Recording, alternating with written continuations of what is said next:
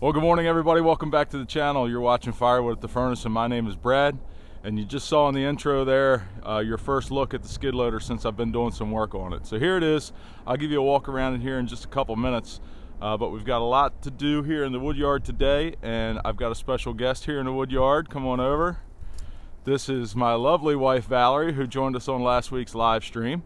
And she's got a few hours here before some real estate appointments today, so she's gonna run the splitter. She likes running the Countyline, so we've got the Countyline broke out of the shed here again, and we've got to catch up on some channel stickers that we've received that we've kind of gotten behind on. But I'm gonna give you a walk around the skid loader, tell you what's going on with that. We're gonna do some splitting of some mulberry. I've got some decals to put on the skid loader, and I might get to splitting some ash. So that's what's in store. Let's get over to the Countyline and check out these new stickers we've got. All right, so it's been a while since we've been here next to the Countyline putting stickers on, but we have been getting a few, so I like to put them on whenever we get it out, and I remembered today, so here comes the stickers. The first one we've got to put on comes from Old Mountain Acots. That's a pretty nice looking sticker. You can check out him. We'll get that sticker on here.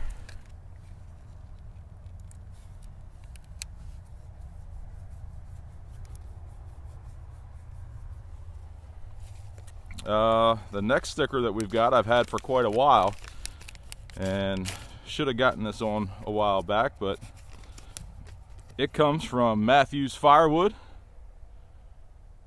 It's got a wood hound on there holding a chainsaw. So we'll get him on here as well.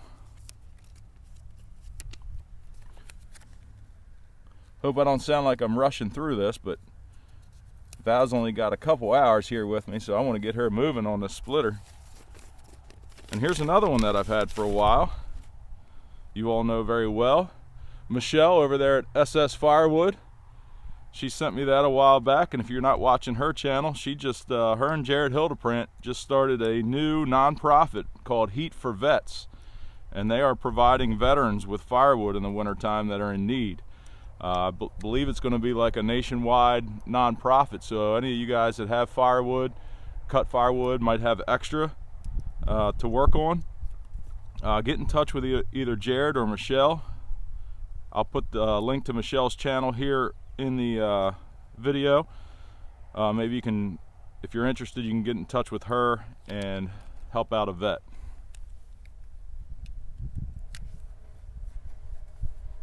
Working our way down the line here.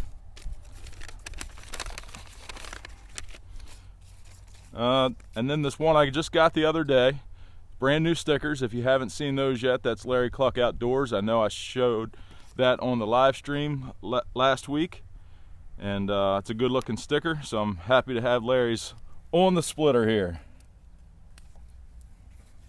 Larry Cluck Outdoors. So some nice new additions to the Countyline here. We're filling up, and we may have to start putting them on the ram splitter here before long. All right, let's get the Countyline fired up, warmed up. We'll get Val splitting, and I'll give you a walk around the skid loader and tell you what's going on there. Yeah, some of them, I didn't cut these. These came from somewhere else, so some of them are not cut perfect.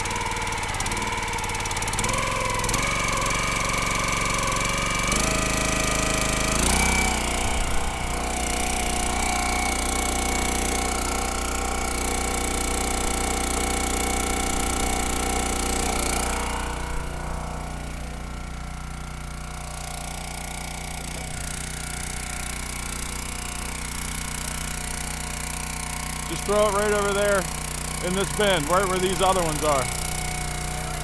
Yeah, just throw it right there. I'll stack it later.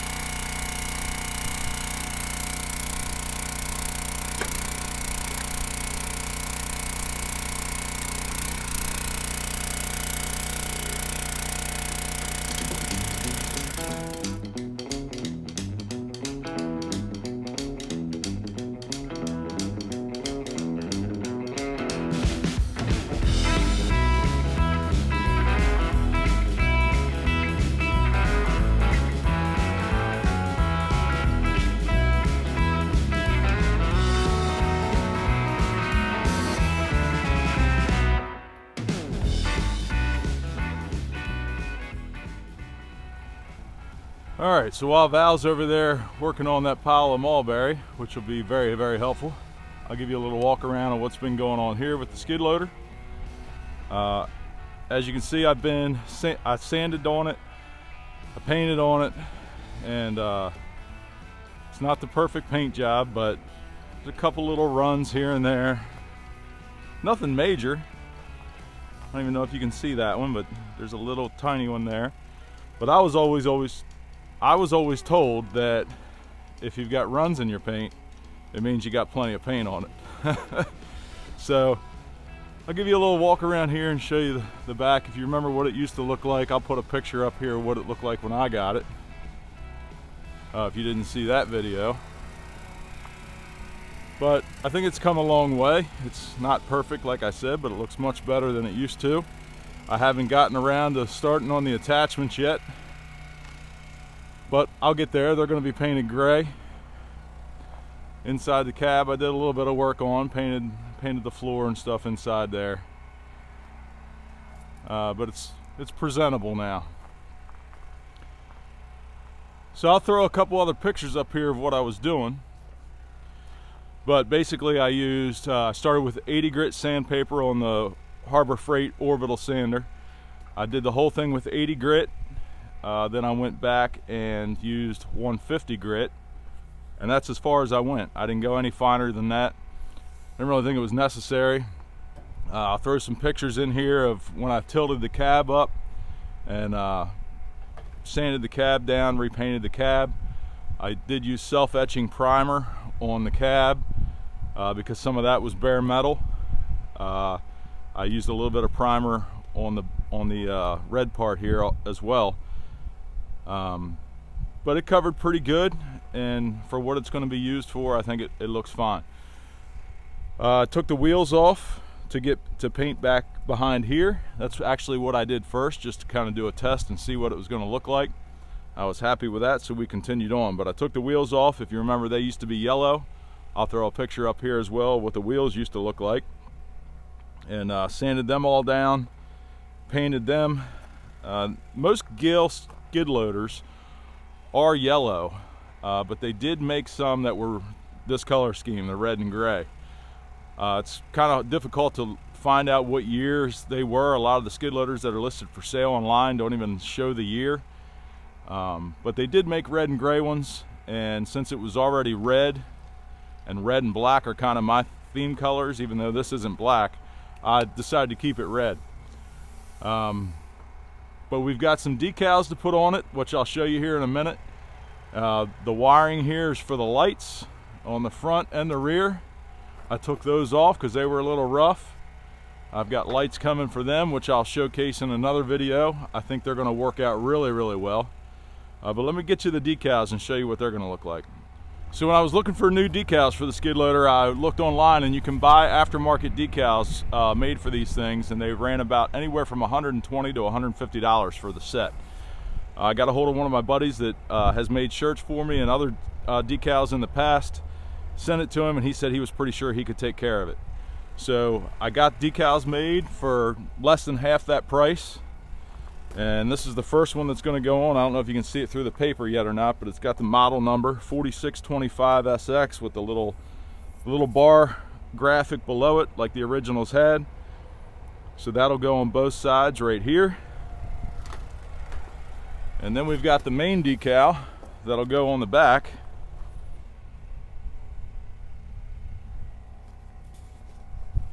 The Gale logo.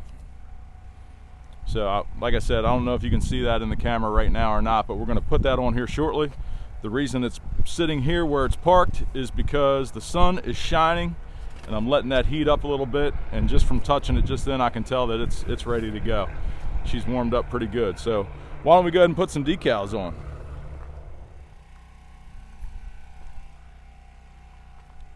All right, so I'm going to go ahead and wipe this down with some mineral spirits real quick. I have been using this in the yard since I got it painted. As you can tell, the tires are a little muddy. There's a little bit of dirt underneath there, but since I was using it, I went ahead and gave it a fresh grease job all the way around. So there's a little bit of grease that might have trickled out somewhere, so I just want to make sure any of that is gone. before we apply these decals. So we'll put some mineral spirits on here, get any dirt and grease, any grime that might be on there off.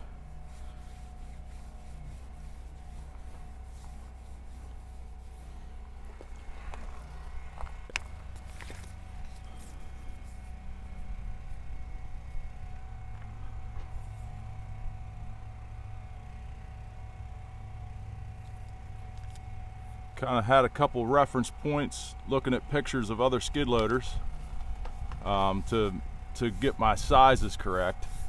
Just kind of looked at the lines and saw where they started and where they ended, and used that as a guide to tell him what size these actually needed to be. So they may not be exact, but they're close. And see how this looks here in a second.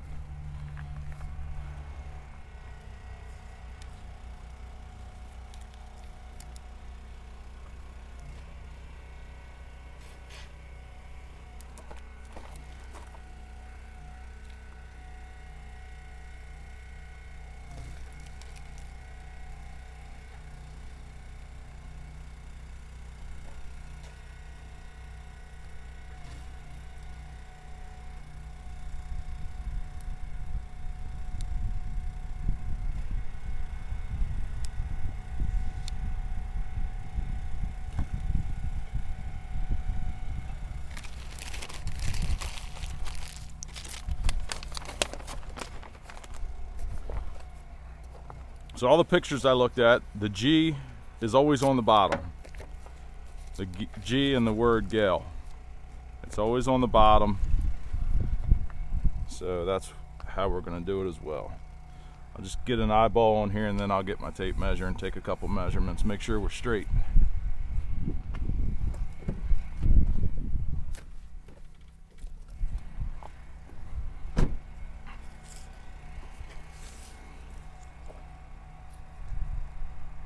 That's an inch, and that's an inch. Man, how'd I manage that? That's pretty lucky. All right, step back and take a look at it.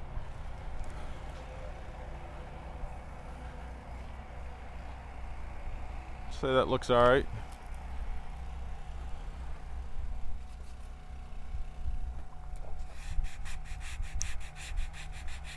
This one's going on better so far.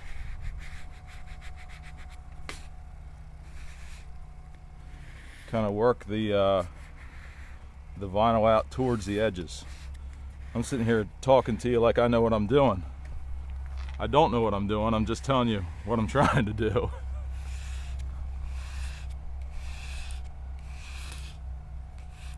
And the best part is the reveal. See what it looks like.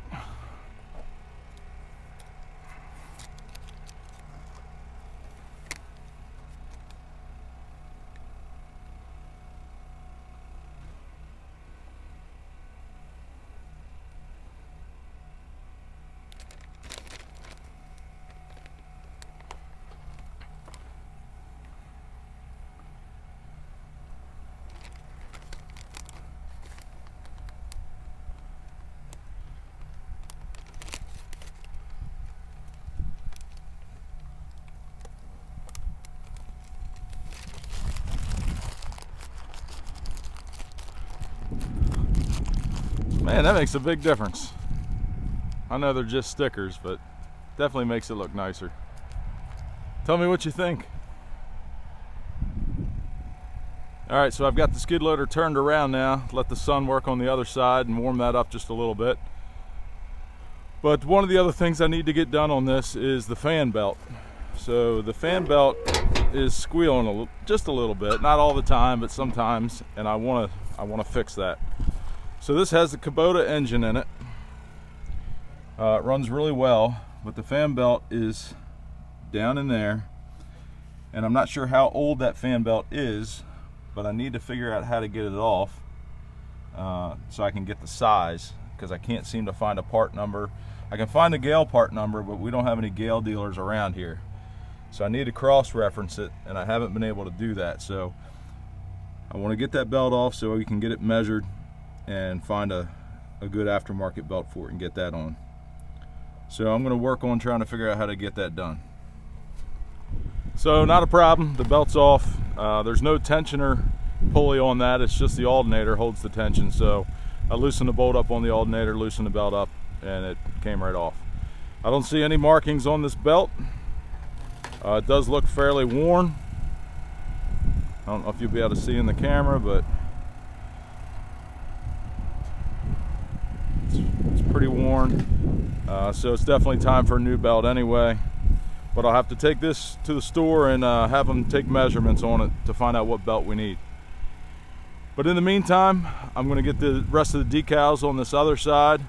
I don't guess I need to show you me applying them, but I'll show you a walk around once they're all on.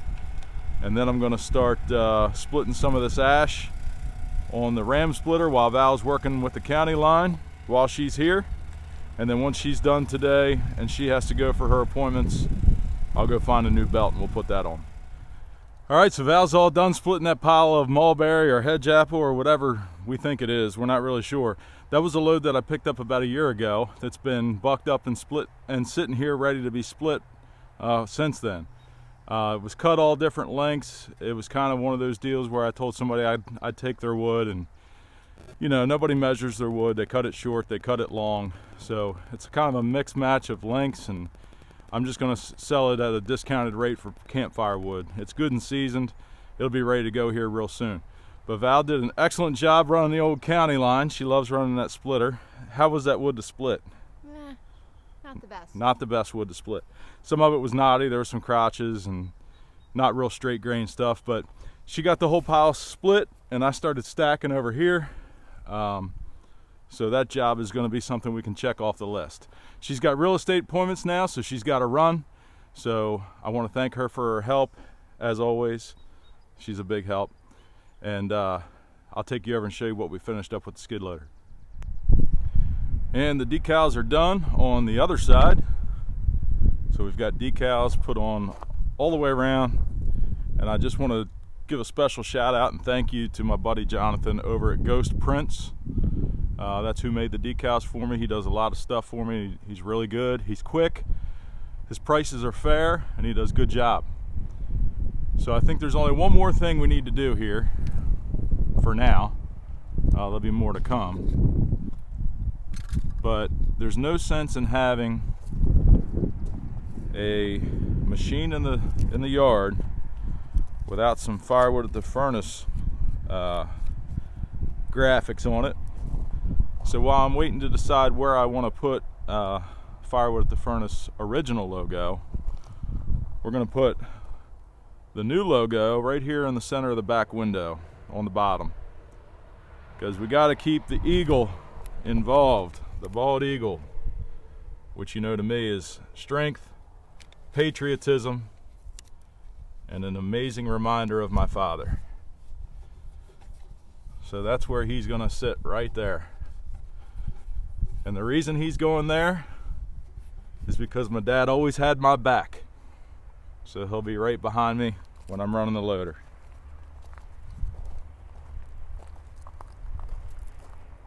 It's a good spot. So I'm going to go try to find a belt right now. I'm going to go to the parts store and try to find a belt for the loader. And when I come back, we'll put that on. All right, well, 4 parts stores did not have what I needed. The 5th parts store didn't have what I needed, but they had something close. So I just got done putting that on here, and it seems like it's going to work. It's the same length and it's the same width. The inside of it's slightly different, but it fits in the grooves of the pulleys well, so I think it's going to work fine. I just started up and the squealing's gone. But if you're not sure how to tell if your belt's good or bad or not, I mean, obviously if it's torn or if it's fraying or if it's broken, it's obviously bad. But this belt at first glance doesn't look like it's horrible. But it was squealing a little bit, and when I took it off and started looking at it, I'll show you here. Well, you see these little ribs that are on the inside of the belt. I've got this belt turned inside out right now. But these little ribs that are on the belt, if you follow them all the way around, that's not supposed to ride on the inside of the pulley. But as you get to the part, I assume, that was squealing, you can see that those ribs all but disappear. So that's probably the worst spot of the belt, and then you see the ribs start showing back up again as we go around. So the squealing belt problem should be solved. I'm going to keep this belt on hand though, however, just in case I ever do get in a bind and need a belt. This can work in a pinch, since I had a difficult time finding a belt today. So I've got the part number for the new belt, and I'll keep this one on hand just in case. Well, this video is starting to run a little long, so I think I'm going to wrap it up for this week. For the rest of the day, I'm going to finish stacking this wood that Val split earlier this morning. I'll get her splitter put away. We can call this her splitter now, because I'm always running the Ram splitter. But then I'm going to try to get some of that ash done as well. Got several hours of daylight here left, so I'm going to make good use of it. Thanks for joining us today. I hope I gave you all a decent update on the skid loader. We still got lights to put on it, still a couple little tiny things just to spruce it up a little bit more, but you'll be seeing that in action here soon. We'll definitely be using it in the yard. So I caught you up on that, and I hope you all have a great week. Don't forget to click on some of these other videos and hit the subscribe button if you haven't already done that. Seems like everybody's channel, about 60–65% of the viewers aren't subscribed, so if we could get that number down, that would be quite awesome. But have a great week, and we'll see you next time.